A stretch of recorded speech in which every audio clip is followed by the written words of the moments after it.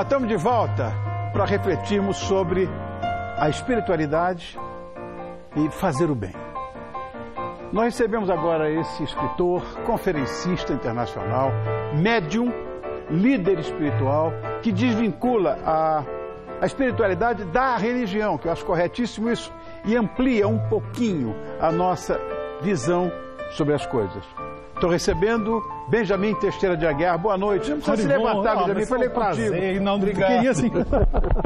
Obrigado, prazer estar com você. Obrigado, querido. Fica à vontade. Esperou tanto. Bobagem. Não é? Televisão é assim. É assim, né? Televisão é assim, é normal. Bom, Benjamin, vamos começar. Você é um líder espiritual que dá palestras na ONU atualmente. Pois é. Você é insuportável, hein? Que mensagem você tenta passar para a humanidade através disso? Primeiro, Ronivon, eu queria dizer de todo o coração, primeiro, a satisfação está com você, Obrigado, que acompanhei, conheci você desde os anos 70 na novela Cinderela da Globo. Foi você um Quero menino. você com Vanusa. Isso, né? isso. Mas de lá para cá tenho acompanhado você. Obrigado, você é um cara muito querido. sério e sei que Muito, sabe da espiritualidade como uma coisa sei, certa. Acredito nisso. Chegar na ONU, Ronivon, é bem a prova de que é uma força maior. Eu não acredito que por mérito meu, com toda a transparência, mérito meu ou dos assessores, que são pessoas muito dedicadas, que nós chegaremos lá, de uma capital do Nordeste. De 2012 para cá, anualmente temos feito esse evento. Olha que lindo aí. Atualmente agora passamos um terço do ano nos Estados Unidos, a pedido da própria espiritualidade. E com essa proposta de desvincular mesmo de qualquer tipo de movimento religioso, a espiritualidade. Os milenares, que são esses jovens de 88, 90 para cá, eles em 3/4 declaram-se espirituais não religiosos. Então, a ideia de espiritualidade basicamente é isso, viver nossa transcendentalidade, nosso altruísmo, o nosso lado melhor. Vou deixar para conta de você conduzir o que quiser nesse assunto. Não. O que você chama de exercer a espiritualidade? Eu acredito que seja isso. As neurociências, ultimamente, têm chamado a atenção para regiões das circunvoluções cerebrais, especificamente, embora o cérebro seja todo interligado, mas regiões mais voltadas para ativar, por exemplo. Tem uma região chamada God's Spot, o lugar de Deus no cérebro. God's Spot. Que aí é onde as pessoas... exatamente isso. A forma da pessoa ouvir a voz de Deus, ou espiritualidade, como a pessoa queira, e o lóbulo parietal esquerdo para a ideia de identidade, a gente ampliar e sair dessa ideia de eu sou apenas o meu corpo e meu... Isso, lóbulo parietal esquerdo. Um para cá, o orbe frontal direito e o parietal esquerdo. Ou seja, espiritualidade, a rigor e transcendentalidade é uma necessidade programada neurofisiologicamente e geneticamente. Então, as pessoas, até autores que estão tentando vincular isso ao ateísmo, porque existe, é um fato, está no cérebro. Mas, ou seja, propósito. Dá para exercer a espiritualidade sem ter uma religião definida? Acredito que as pessoas, inclusive, tendo religião ou não, porque a nossa ideia é essa, não importa se a pessoa esteja ligada à religião, que respeitamos todas elas, há pessoas decentes em todas as religiões, sem dúvida, mas há uma tendência às pessoas não se enquadrarem a dogmas, né, Ronivon? Cada vez mais as pessoas... Não é. Cada vez mais as pessoas, às vezes, seguem uma religião convencional, mas fazem o seu código principiológico pessoal, de acordo com suas ideologias, suas idiosincrasias pessoais. Ou seja, ser uma pessoa de bem, fazer o bem, dentro de todas as suas áreas de vida, profissional, familiar, religiosa, se for religião convencional, ou sem religião convencional. Mas as práticas espirituais são essenciais. Oração diária ou meditação, o culto em um grupo de sua preferência, nem que seja um grupo esotérico, gnóstico, da teosofia, como seja, mas o máximo possível. Carl Gustav Jung, aquele grande psiquiatra que você conhece, suíço, que desencarnou em 1961, mas ele só agora está sendo mais compreendido. Ele chamou a atenção para o fato de que a religião, se ela for muito opressiva, Karl Marx chamou de ópio do povo. Claro que ele falava de uma religião mais catequética, proselitista, obviamente, mas Jung chamou a atenção de que a legítima espiritualidade é sufocada pela religião ortodoxa.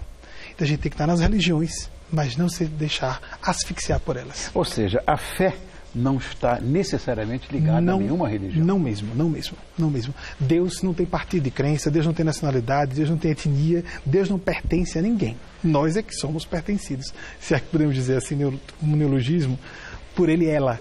Olha, eu pessoalmente acho que um homem sem fé ele não é absolutamente nada, ou seria metade. Concordo. Estaria pela metade. Ah, mas e um ateu? A fé dele é o ateísmo. Isso. Ele tem fé naquilo. Exatamente. E não sabe. E não sei exatamente.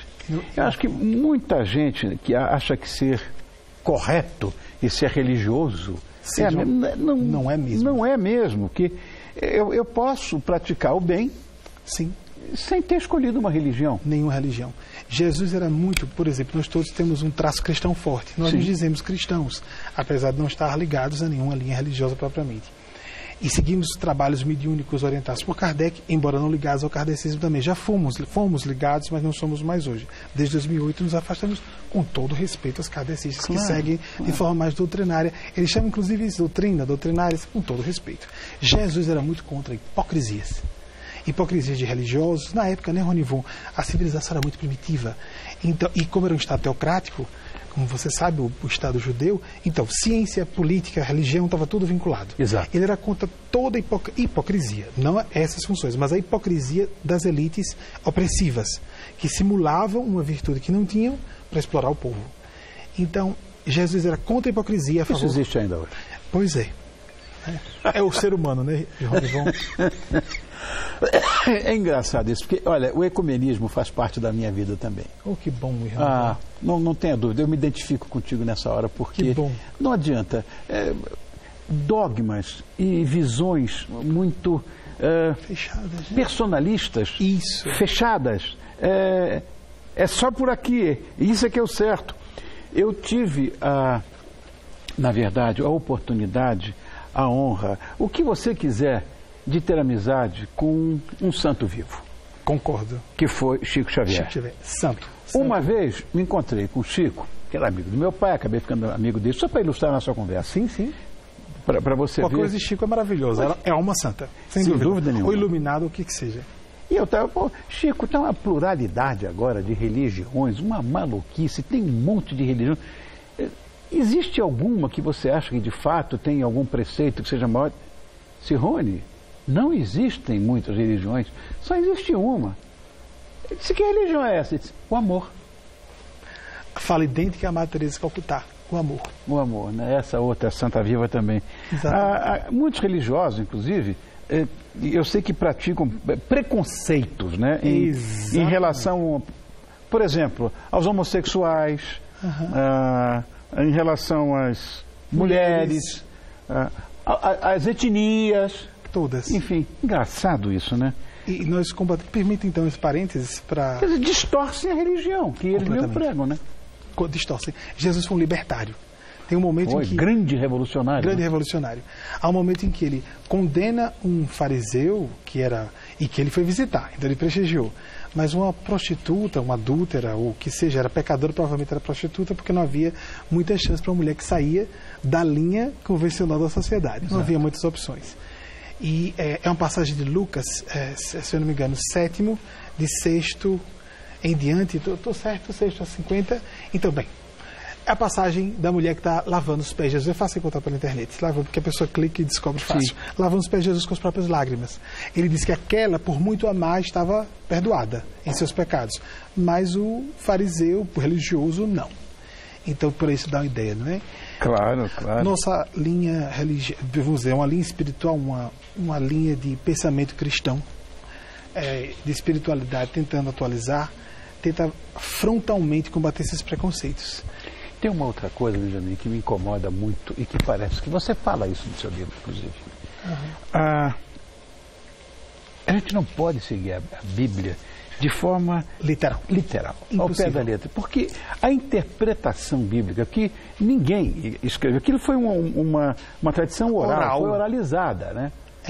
Então, existem, inclusive, certas visões teocráticas, né, ligadas ao ensinamento da Bíblia, que radicalizam de uma maneira que um ser humano normal não pode entender aquilo. Quer dizer, que tipo de lavagem cerebral é essa?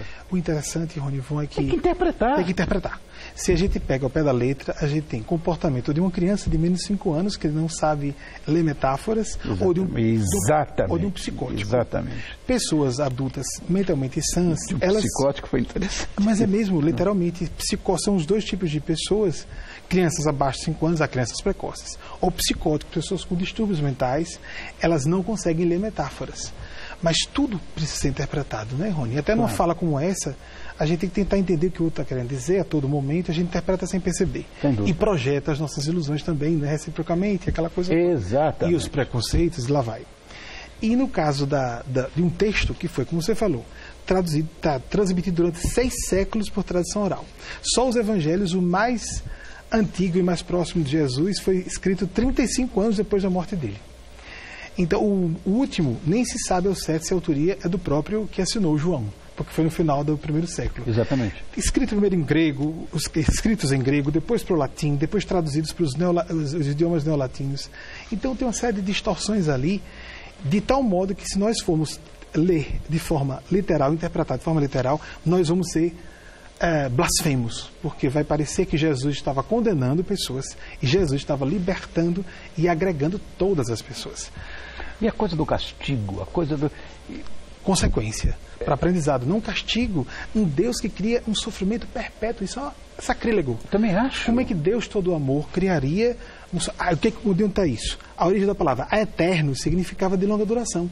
A duração necessária para a pessoa se modificar e merecer o benefício, por consequência de uma utilização do seu discernimento, do seu livre-arbítrio para o bem. Enquanto a gente não se melhora, pancada, pancada, pancada. Pode ser a lei do karma, a lei de causa e efeito, como você queira chamar, mas o objetivo é evolução. Quer a gente acredite nisso, quer não acredite. Claro, claro. Porque Deus é amor por excelência. Tem uma coisa que me parece também importante, em meio a tantos julgamentos no mundo, essa confusão que a gente está vivendo agora, como é que a gente pode exercitar o amor próprio, o amor por nós mesmos? Eu sei que a pior luta do homem é a luta contra ele mesmo. Exatamente. Então talvez caiba dizer como é que a gente faz para nos auto-vencer. Exatamente, Rony. Jesus colocou amar o próximo como a si mesmo, citando até profetas antigos, que ele trouxe um outro amor que era o amar o próximo como eu vos amei. Como eu vos esse amei, é dificílimo. Como eu vos tenho amado. Né? Como eu vos tenho amado, porque ele amou no nível supremo de sacrifício pessoal por nós. Mas o primeiro é amar o próximo como a si mesmo. Se a gente não se ama, primeiramente no sentido de responsabilidade pessoal, de cuidado pessoal, a gente vai projetar frustrações próprias nos outros. E aí, como aquela história da máscara de oxigênio nos aviões, não é? Eles não explicam pra gente, é impressionante, para simplificar, lógico. Antes de colocar a sua máscara, coloque de uma criança ou de uma pessoa que tem necessidade. Antes de colocar de uma criança ou de uma pessoa com necessidade, põe a sua. E tem uma mãe com uma criança de 7 anos, a tentação dela para colocar a máscara da criança antes da sua é enorme. Mas os dois podem desmaiar e os dois podem sufocar se ela primeiro não puser a dela, para depois pôr da criança. Tá bem. Porque se a criança desmaiar... Essa metáfora é perfeita, Benjamin. Não é mesmo? Perfeita. Os espíritos pediram para trazer essa como uma forma de o alto amor. Sim, sim. Quanto tempo nós temos aí, Tatá? Não temos mais? Já foi, meu Deus do céu, mas estamos aqui, acho que comecei a falar agora com o Benjamin. Estou falando aqui, quero te apresentar o diretor do programa. Aqui. Benjamin, muito obrigado, querido, por ter vindo. Né? Quero agradecer a presença do escritor, conferencista internacional. Vocês viram este menino lá na ONU? Não sou tão menino, não, eu tenho 46. Você é um menino, deve para ser meu filho, que é médium, que é líder espiritual, que é o Benjamin Teixeira de Aguiar. Obrigado. Aqui eu agradeço muito. Ronivon, muito obrigado. Eu que agradeço, Benjamin. Imagina. Prazer estar com você. Obrigado. Muito grande. É um prazer.